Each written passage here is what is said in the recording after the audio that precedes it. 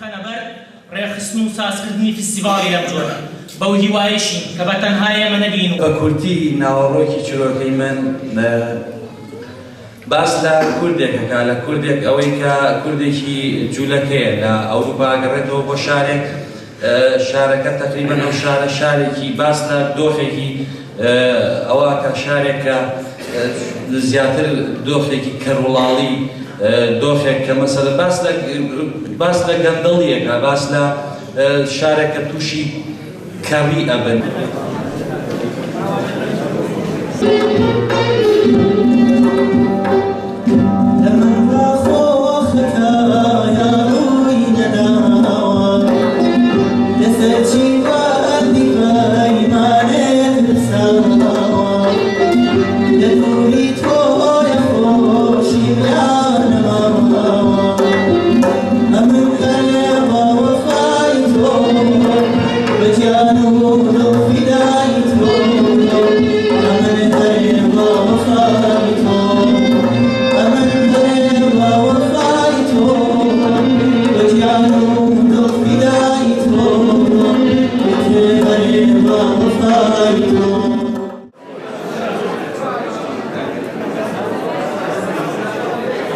فستیڤاڵێکی زۆر باش و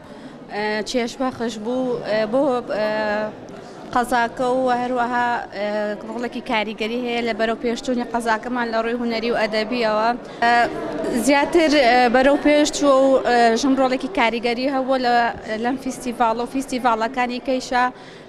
یعنی ئاستەنگەکانی جاران کە هەبووە ئێستا لەخوا بەزیابی ئەوانە نەماون زۆر باش بووە ئافرەتان ئازاتر بوون.